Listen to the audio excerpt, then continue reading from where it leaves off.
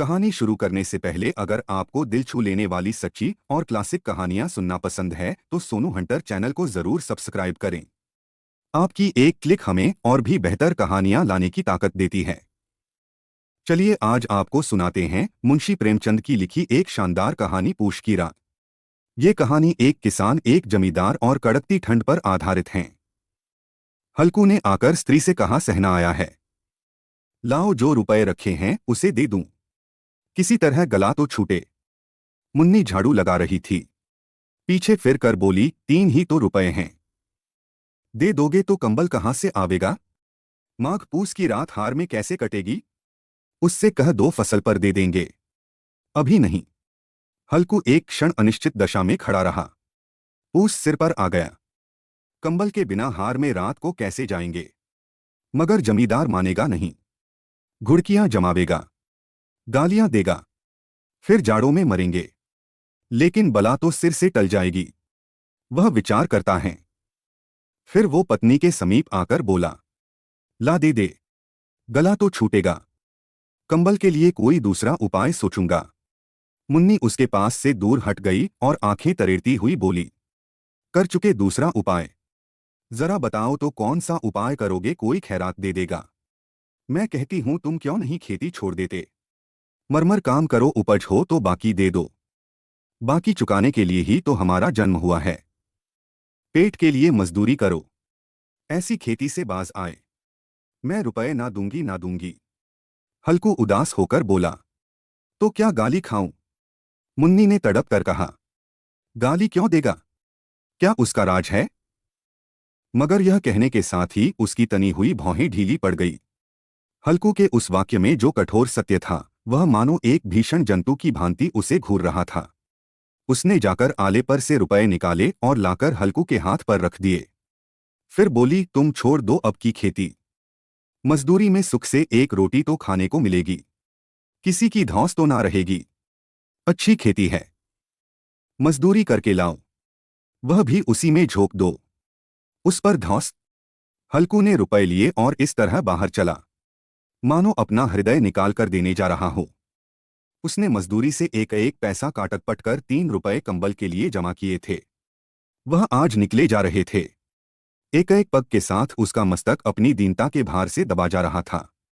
पूस की अंधेरी रात, आकाश पर तारे भी ठिठुरते हुए मालूम होते थे।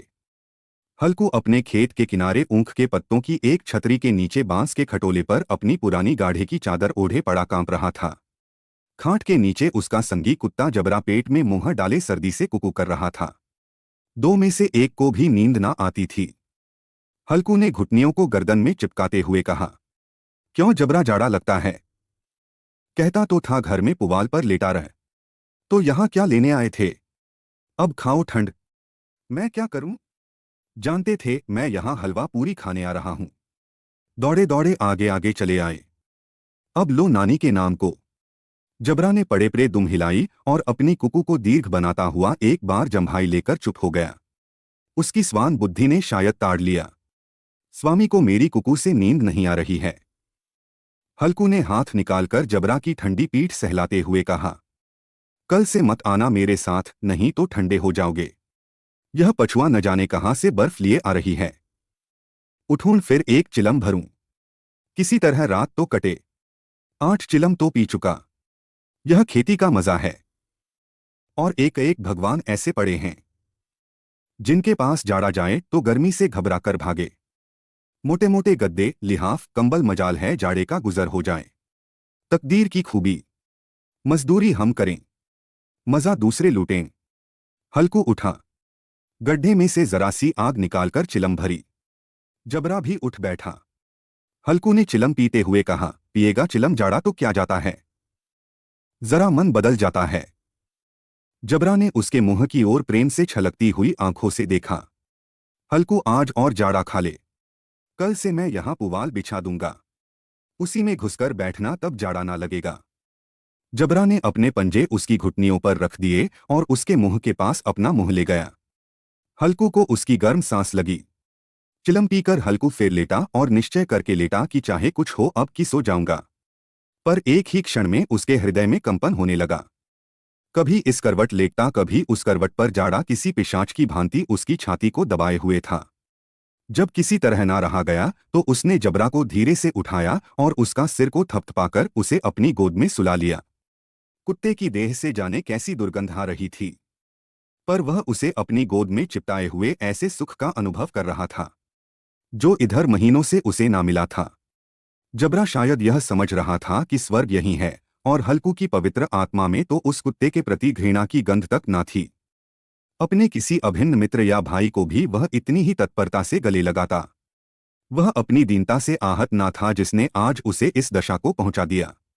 नहीं, इस अनोखी मैत्री ने जैसे उसकी आत्मा के सब द्वार खोल दिए थे और उनका एक एक अणु प्रकाश से चमक रहा था। सहसा जब्बरा ने किसी जानवर की आहट पाई।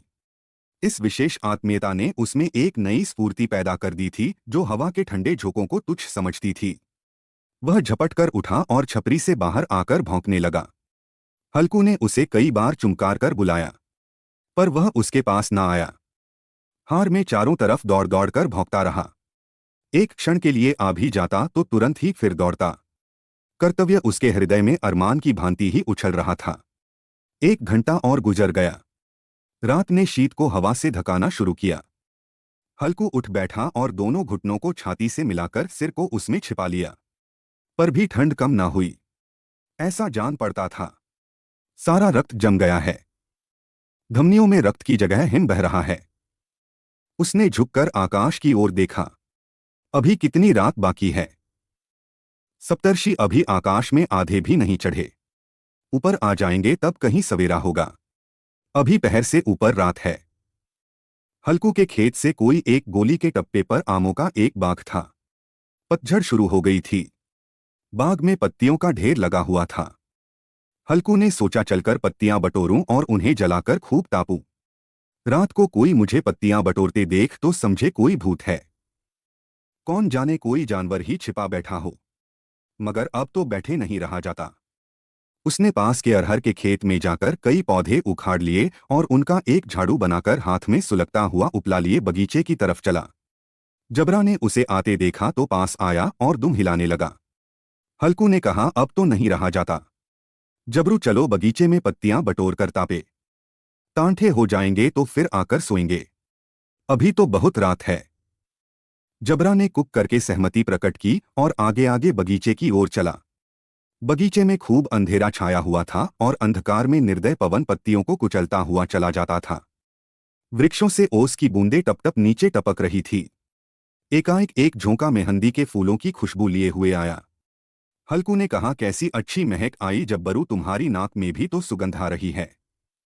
जबरा को कहीं जमीन पर एक हड्डी पड़ी मिल गई थी। उसे चिंचोड़ रहा था। हल्कू ने आग जमीन पर रख दी और पत्तियां बटोरने लगा।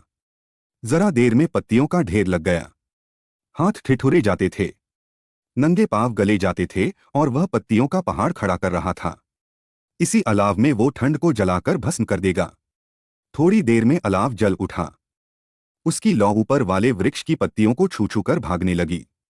उस अस्थिर प्रकाश में बगीचे के विशाल वृक्ष ऐसे मालूम होते थे मानो उस अथाह अंधकार को अपने सिरों पर संभाले हुए हो।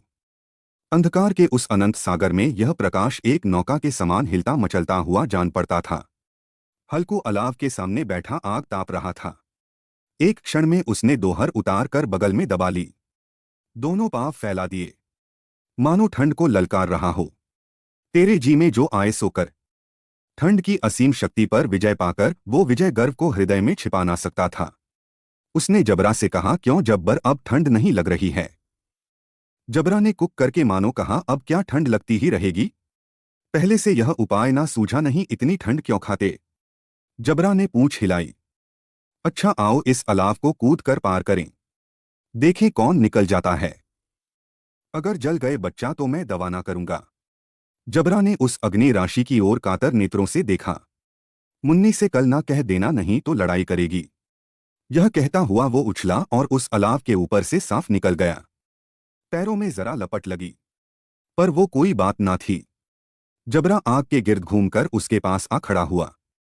हल्कू ने कहा चलो चलो इसकी सही नहीं, ऊपर से कूद कर आओ। वो फिर कूदा और अलाव के इस पार आ गया। पत्तियां जल चुकी थी, बगीचे में फिर अंधेरा छा गया था। राख के नीचे कुछ कुछ आग बाकी थी जो हवा का झोंका आ जाने पर जरा जाग उठती थी, पर एक क्षण में फिर आंखें बंद कर लेती थी।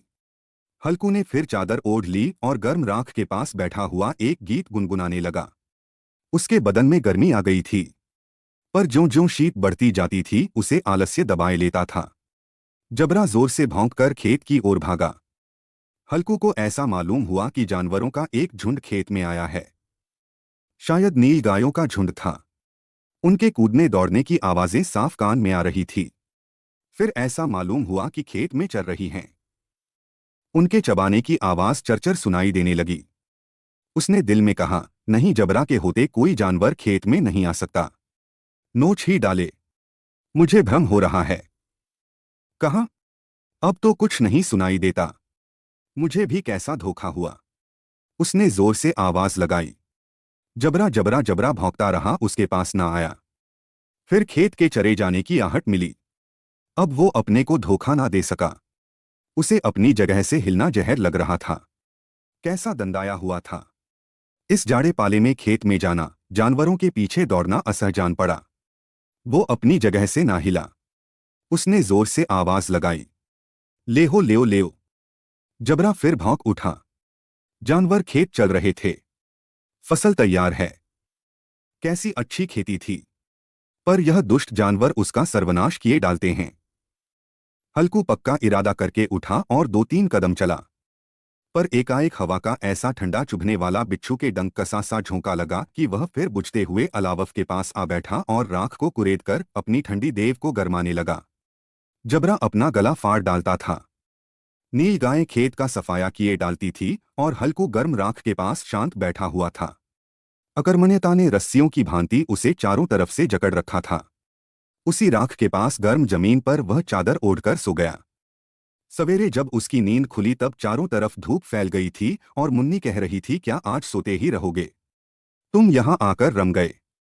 और उधर सारा खेत चौपट हो गया। हल्कू ने उठकर कहा, तू खेत से होकर आ रही है? मुन्नी बोली, हाँ, सारे खेत का सत्यानाश हो गया।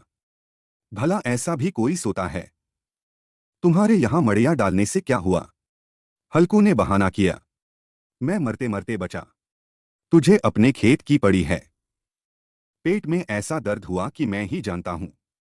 दोनों फिर खेत के डांड पर आए। देखा सारा खेत रौंदा पड़ा हुआ है और जबरा मड़ैया के नीचे चित लेटा है, मानो प्राण ही ना हो। दोनों खेत की दशा देख रहे थे। मुन्नी के मुख पर उदासी छाई थी, पर हल्कू प्रसन्न था। मुन्नी ने चिंतित होकर कहा, अब मजदूरी करके मालगुजारी भरनी पड़ेगी। हल्कू ने प्रसन्न मुख से कहा, रात को ठंड में यहां सोना तो ना पड़ेगा। उसी समय मालकिन ने आकर दोनों के माथे चूम लिए।